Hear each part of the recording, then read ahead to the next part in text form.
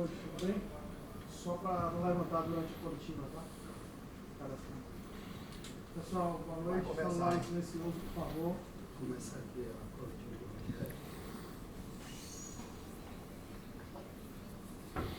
Alô, ok? Valdo, ok? Valdo? Boa noite, Rogério.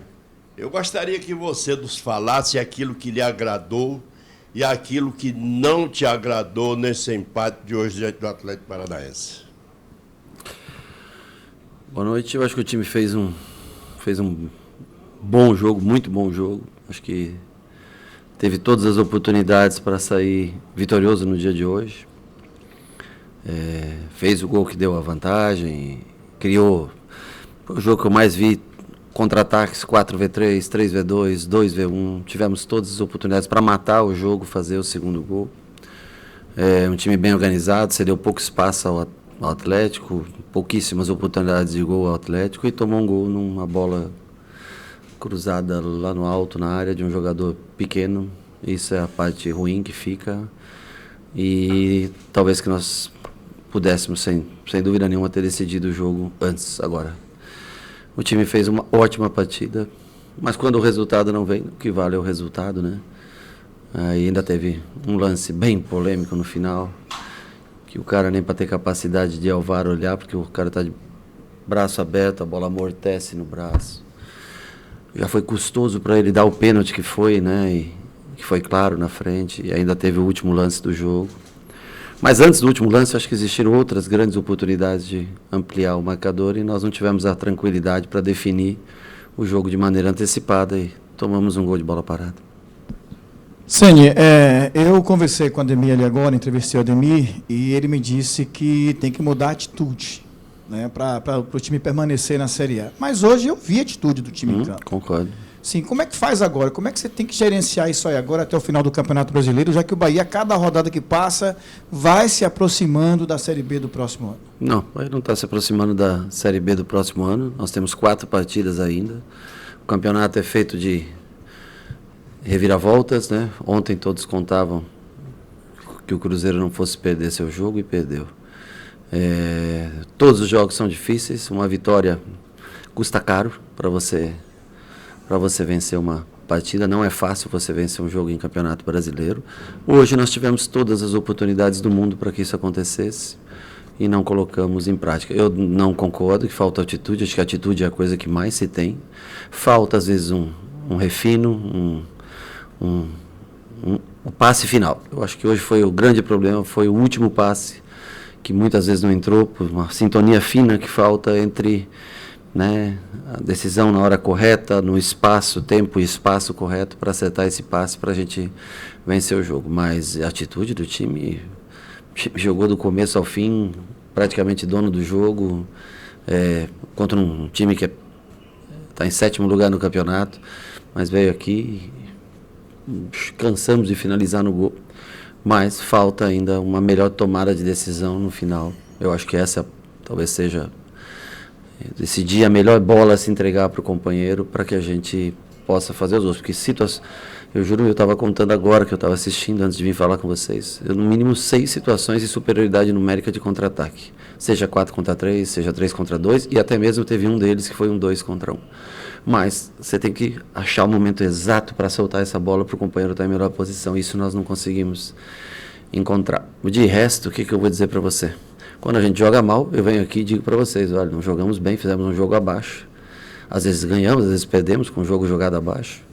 Agora hoje não, hoje nós somos superiores, jogamos bem, tivemos as melhores oportunidades, criamos tudo o que podíamos criar, mas não conseguimos acertar a bola correta para a finalização que fizesse o 2-0 e liquidasse o jogo. Rogério, boa noite. No seu primeiro jogo aqui em casa contra o Santos, você reclamou bastante dos lances de bola parada que causaram os gols do Santos. Hoje, mais uma vez, o Bahia com o jogo ali, com oportunidades, acabou falhando nas tomadas de decisão, mas acabou sofrendo mais um gol de bola parada com um jogador que tem cerca ali de 1,75, Canóbio, contra 2 zagueiros altos como Canu e Vitor Hugo, que vem sendo muito questionados. O que falar sobre a situação da defesa do Bahia? Não é que eles estão contra os dois. Na verdade, são vários jogadores que estão na área, mas que nós poderíamos ter cortado a bola, concordo com você, um jogador mais baixo. em tese, não deveríamos sofrer esse tipo de gol, mas não situando diretamente os dois, porque nem sempre o zagueiro é que está na bola, naquela bola. Tem outros jogadores altos que são marcados, né? Um está marcando o primeiro pau, o outro está marcando um jogador mais alto, mas mesmo assim nós não poderíamos ter deixado sair o cabeceio. Boa noite, Rogério. Você falou aí da situação dos contra-ataques, o Bahia com uma situação de vantagem. Mas o que está acontecendo? Esse último passe é nervosismo, é uma situação de pressão ou em determinados momentos falta qualidade? Não, acho que é a situação de necessidade de vencer ou de uma escolha, o cansaço também, eu acho que é uma coisa que pesa muito, porque muitos deles aconteceram na parte final do jogo, onde o jogador já está um pouco sem perna, né? Mas eu repito, tem que ter a tomada de decisão correta, tem que ter calma, ultrapassagem. Quando você parte para um contra-ataque, você tem que pensar que um jogador tem que fazer ultrapassagem para carregar a marcação. E a gente correu hoje todas as vezes, todos na mesma direção até o fim. Aí você não abre o espaço. O teu 4v3, quando você não faz uma ultrapassagem, ele minimiza essa vantagem que você tem. Então, assim, quando você abre espaço, passa por trás do homem da bola e abre o fundo, sempre você acaba levando um jogador e criando espaço para quem conduz a bola. E nós não fizemos isso. Nossos contra-ataques foram em linha reta, todos em linha reta, ninguém puxou uma diagonal, ninguém puxou, ninguém fez uma ultrapassagem para criar o espaço para quem conduzia a bola do contra-ataque. Eu acho que esse foi o maior defeito que nós tivemos nas oportunidades que nós tivemos de superioridade numérica do meio campo para frente. Boa noite, Rogério.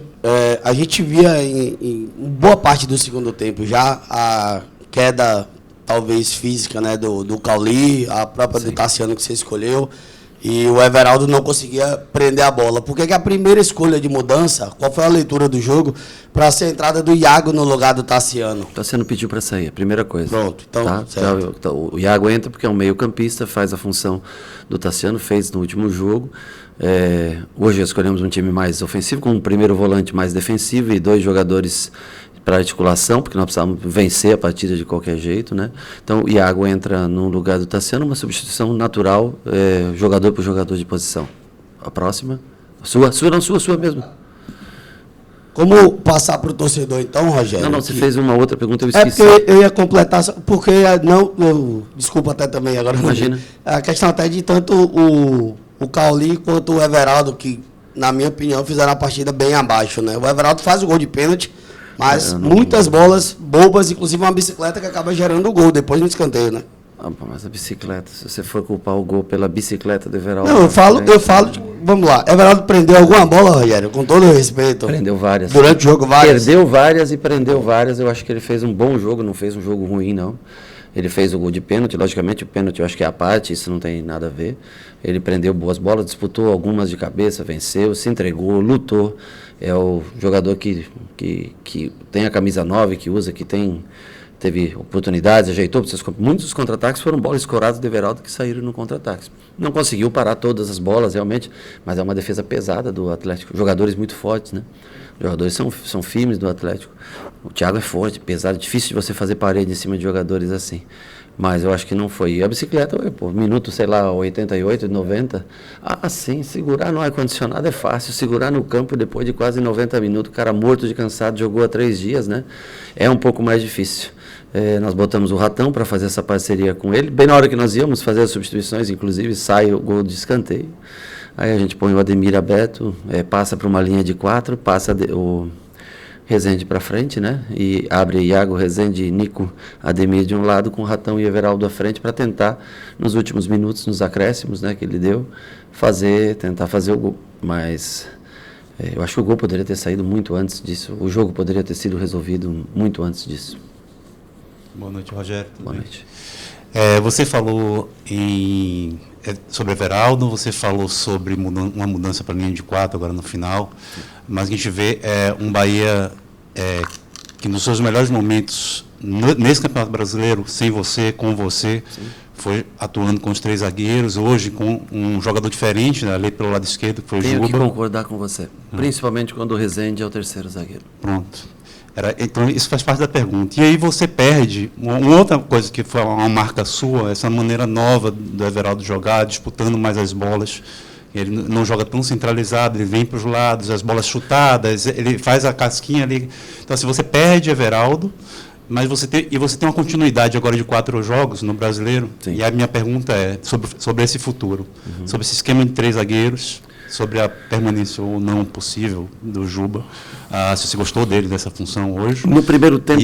Desculpa. E o que é que você vai fazer sem ter Everaldo nessa próxima partida? Você já tem uma ideia do que você pretende fazer? Em tese, quando você joga com 3 zagueiros e alas, né, jogadores que chegam bem à linha de fundo, a referência dentro da área ela é importante, porque, afinal de contas, as jogadas saem pelos lados e você tem que ter um homem de referência para finalizar. Hoje até o Everaldo caiu demais pelos lados, ele deixou de ficar centralizado, caiu um pouquinho o Everaldo por aqui e Biel no primeiro tempo muito longe um do outro, porque a marcação de saída de bola era para deixar o Thiago Heleno livre, marcando os defensores do lado para forçar a saída pelo meio, e eles acabaram se mantendo nessa posição e ficando longe um do outro durante boa parte do primeiro tempo. O Juba foi bastante acanhado no primeiro tempo, no lado ofensivo. No segundo tempo fez uma boa partida, ele começou a chegar ao fundo, começou a criar jogadas pelo lado dele. Gostei muito do segundo tempo do Juba, não gostei tanto do primeiro tempo que ele fez. Do Everaldo, nós vamos pensar com calma, analisar o próximo adversário, como joga hoje, né? Se eu não me engano, eu vi o Corinthians jogando com linha de 3 contra o Grêmio, muito em função do que nós fizemos contra o Grêmio, acredito eu, aproveitando uma boa partida de um adversário que foi lá, olhou, viu como é que jogávamos, acredito que eu também faria isso se eu tivesse a oportunidade de ver um adversário jogando contra, e aí nós vamos ver, mas eu tenho que concordar com você que fica mais firme defensivamente o time jogando com uma linha de 3 com o Rezende. Agora, se eu pego um time sem referência, que não tem um 9, por exemplo, o São Paulo, que praticamente joga sem 9, com o Luciano vindo flutuar, e você não tem uma referência, não adianta você também ter os 3 zagueiros, porque você perde o meio campo. Então depende muito do sistema que o adversário jogue para você. Nós temos um coringa que é muito importante, que é o Rezende, porque ele joga tão bem de volante quanto de zagueiro. Tem jogo aéreo, pode ser um. Então, assim, a nossa vantagem é que a gente pode mexer com o Rezende como terceiro, como segundo volante, como terceiro, como segundo volante, e mudar sem mudar peças, sem mudar jogadores, poder mudar o jeito do time jogar.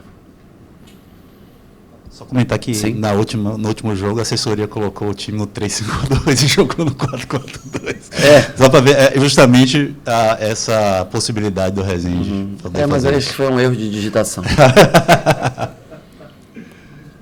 Rogério Ceni, boa noite. Douglas Santana do site BNews. Queria perguntar a você sobre a questão do lado psicológico, que, como você me resumiu, o Bahia não venceu hoje por questão de detalhe. E como é que fica a questão psicológica do time? A gente sabe que, além da parte física, o psicológico também desgasta bastante num jogo como esse. Então, com essa sua experiência, vasta experiência dentro do futebol, como faz esse time tirar forças para esses 4 últimos jogos que teremos ainda pela frente, sendo que o Bahia está a 1 ponto da zona de rebaixamento? Porque nós defendemos o Bahia. E é uma instituição muito grande, que tem uma torcida gigantesca. E nós temos que ter consciência que nós temos que fazer o nosso melhor para não deixar o clube nesse momento de transição. Porque eu falei para eles no último jogo que é o primeiro ano, né? São 6 meses mais ou menos de Grupo City aqui, né?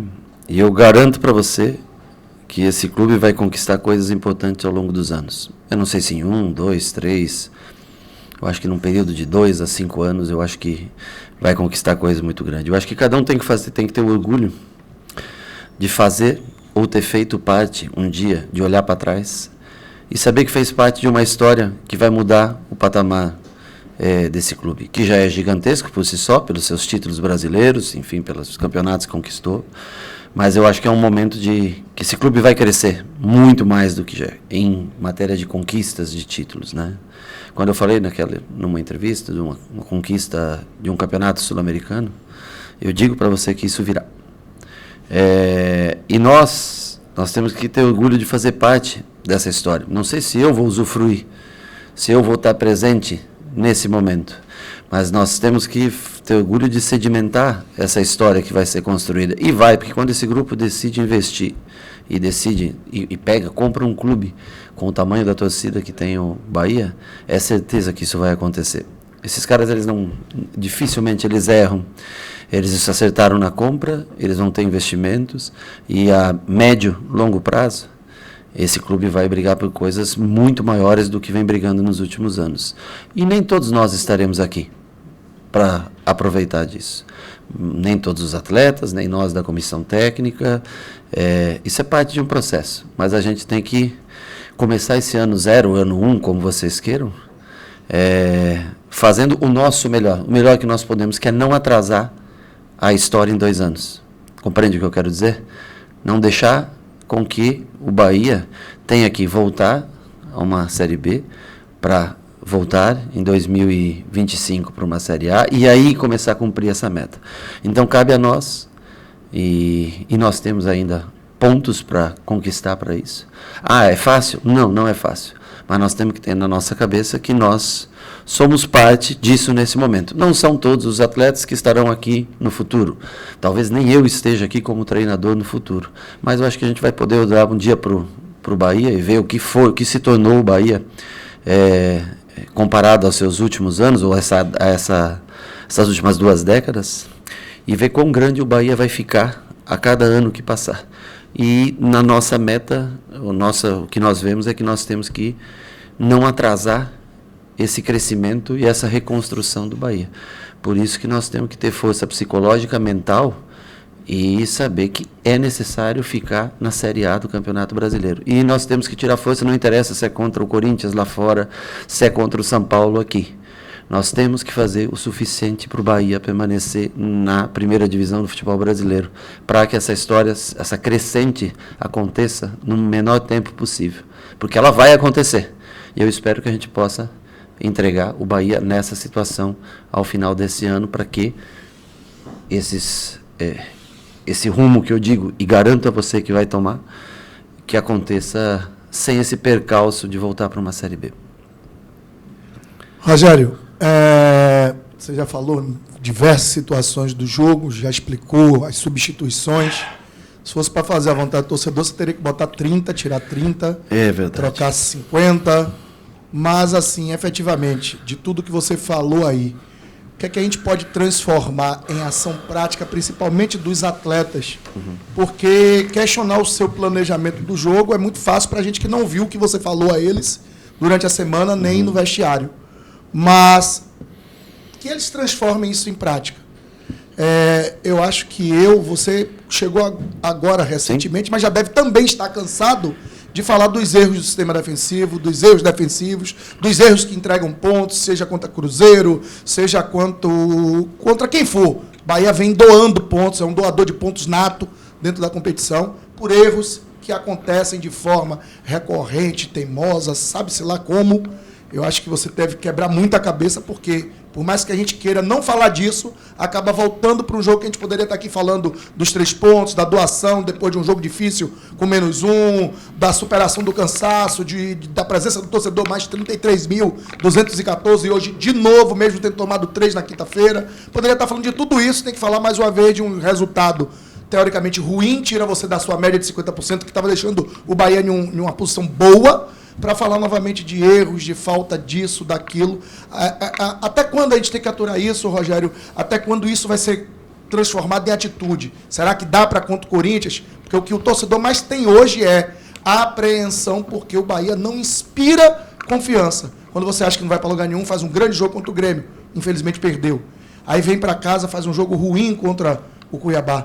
Eu acho que mesmo 11-11 jogaria 3 horas e não faria gol. Pelo que apresentou dentro do jogo. Quando é que a gente pode transformar isso em ações práticas? Eu sei que você está tentando, eu sei que você está querendo, mas quando os jogadores vão mostrar para a gente que vai de fato acontecer isso, essa permanência na Série A? Olha, são respostas difíceis, eu entendo a tua pergunta, e a gente não precisa esconder os erros que acontecem, e acontecem mesmo, né? Hoje não foi um erro individual, foi uma marcação coletiva, em que a responsabilidade também é nossa, né? Porque a gente determina as marcações. O jogador, o Canóbio, sobe no meio, praticamente 2 jogadores nossos, e consegue ganhar essa bola, um jogador pequeno. Mas aqui não adianta a gente ficar pontuando os defeitos para vocês aqui. Adianta a gente tentar corrigir. Eu sei que você vai me dizer, mas então por que você não corrigiu? Porque não é uma situação fácil. Agora, se o Bahia vai sair dessa situação, não vai ser já contra o Corinthians agora, porque nós temos que somar muitos pontos ainda, né? Dos 4 jogos, nós temos que fazer muitos desses pontos. Nós temos que aguardar também, né, a rodada atrasada, né, do Cruzeiro, se eu não me engano, com o Fortaleza, que é o próximo jogo. E depois o Vasco, que são 2 times que estão próximos da gente. Aliás, os 2 que estão mais próximos, que estão ao alcance da gente nesse momento, né? O Vasco a 2 pontos e o Cruzeiro 1 ponto atrás com 6 pontos para jogar. Para a hora que regularizar toda essa, equilibrar para ver qual a necessidade. Agora, eu tenho convicção que nós vamos fazer os pontos necessários contra Corinthians, São Paulo, América, e possivelmente vai precisar até mesmo contra o Atlético Mineiro aqui na última rodada, mas nós vamos estar na briga até o final. Mas será sofrido até o último jogo. Será ponto a ponto, saldo de gol, número de vitórias. Eu acredito que, infelizmente, pelo que se gerou a situação até hoje aqui, pela pontuação que nós temos até hoje aqui, não vai ser uma coisa simples, fácil, e nem vai acontecer em 2 jogos, 2 rodadas, porque é impossível ter o número de pontos, a vantagem, o número de pontos para escapar. Agora, se a gente jogar como jogou contra o Grêmio, se a gente jogar como jogou hoje contra o Atlético Paranaense e tiver um melhor acabamento das jogadas, nós temos totais condições de nesses próximos jogos, mesmo sendo fora de casa. O Corinthians é uma equipe que perde muito pouco dentro dos seus domínios, mas nós precisamos ir lá e fazer o nosso jogo, fazer nossa parte, fazer nossos pontos e mais uma vez depois trazer para casa contra o São Paulo a oportunidade de somar pontos. Mas isso vai perdurar, acredito eu, até a última rodada da competição. Mas vamos fazer o nosso melhor para que o Bahia permaneça na Série A. Esse é o nosso objetivo. Nós temos agora 8 ou 9 treinamentos até o próximo 9 treinamentos até o próximo jogo contra o Corinthians. Tem a situação do Everaldo que está fora, como você me perguntou. Vamos tentar analisar o Corinthians e ver qual a melhor peça a ser utilizada, o melhor sistema a ser utilizado, para que a gente faça um bom jogo fora de casa. E quem sabe, por que não? Não é impossível você conseguir vencer fora de casa e melhorar a sua situação. Analisar primeiro com calma, trabalhar durante a semana, analisar quando ficar todo mundo com o mesmo número de jogos para ver qual é a realidade da situação e vamos para cima de quem a gente enfrentar, porque nós já mostramos contra o Grêmio, que está lá em cima na tabela, nós mostramos hoje contra o Atlético, que está em cima na tabela, que nós podemos jogar de maneira superior aos nossos adversários, com todos os problemas, defeitos e com todas as correções que a gente tem que fazer. Nós provamos que nós podemos fazer bons jogos, como foi exemplo de hoje. E tentar, quando as oportunidades surgirem, você vê, teve jogos que nós matamos com pouquíssimas chances de gol, no caso do Fluminense. E teve jogos que nós tivemos muitas oportunidades de gol, muito controle de jogo e não conseguimos matar o jogo, como foi o caso do Grêmio, que nós tivemos chance de sair na frente. E hoje, que nós tivemos chance de, além de sair na frente, concluir o segundo gol e terminar o jogo por ali. Rogério, boa noite. Rogério, boa noite. Eu sei que ainda faltam 4 jogos, mas estamos a uma posição apenas fora da zona de rebaixamento e com 2 jogos ainda a mais em relação ao Cruzeiro. Então eu queria falar contigo de aspectos além da partida de hoje, de um campeonato como um todo. Você falou agora há pouco sobre o médio e longo prazo, sobre ter certeza de conquistas, de um Bahia mais triunfante, de um Bahia de coisas maiores, né? Sim. Então eu queria falar com você sobre o presente e principalmente o que é passado a você, e eu digo não só da comissão que está aqui ou diretores que estão aqui, digo de diretores de alto escalão que estão em Manchester, enfim, que estão pelo mundo, que estão na cabeça do grupo. É tratado como algo inadmissível um rebaixamento nesse momento ou como algo que pode, que não quer que aconteça, mas faz parte de um processo médio e longo prazo? Para mim é tratado como inadmissível, não me interessa o que os outros pensem. Para mim, lá em cima, o que vier de ordem, não, eu duvido que eles deem uma ordem e achar uma coisa normal o Bahia ir para a segunda divisão. Então tem que ser tratado de forma inadmissível por nós e pelos atletas. Esse é o principal. Somos nós que entramos em campo, somos os atletas que entram em campo, somos nós que preparamos o time. A palavra inadmissível tem que estar ligada a nós. Nós temos que levar isso, independente do que as pessoas em cima achem, nós temos que achar inadmissível essa situação. Boa noite. Boa noite.